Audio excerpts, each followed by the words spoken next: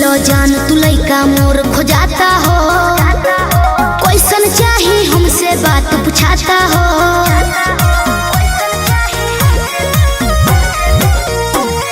सुन लो जान तू लइका मोर खोजाता हो, कैसन चाही हमसे बात पूछाता हो। का जाने कैसन मिली मोर बर घर, तू ही बतावो ना करी हम का। का जाने कैसन मिली मोर बर घर, तू ही बतावो ना करी हम का। अरे पापा जी से कही दा तू साफ साफ बतिया, दीदी के देवर जैसे चाही लइका। अच्छा पापा जी से कही दा तू साफ साफ बतिया, दीदी के देवर जैसे चाही लइका। अरे कैसे बोली, लाज लगेला।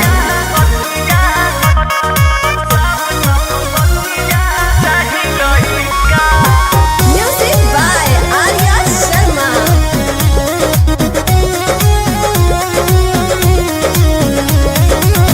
पापा से डराई सोचिला लगाई, मम्मी से कही के वो पैया हो।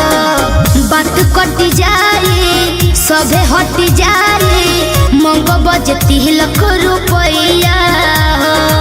बुझला करबो बियाह हम फ्री में हो, करबो बियाह हम फ्री में हो।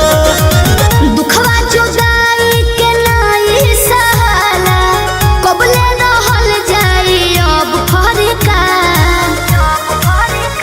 अरे पापा जी से कही दा तू साफ साफ बतिया, दीदी के देवर जैसे चाही लइका। अरे पापा जी से कही दा तू साफ साफ बतिया, दीदी के देवर जैसे चाही लइका। अच्छा ठीक बा, कोशिश करत हनी।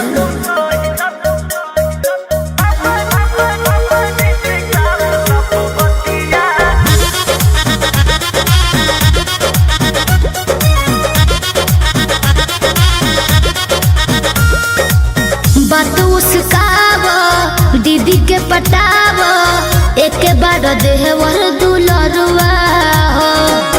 देर न लगाव दिन धरवाव, जीजे जीवन जई है अगुआ हो।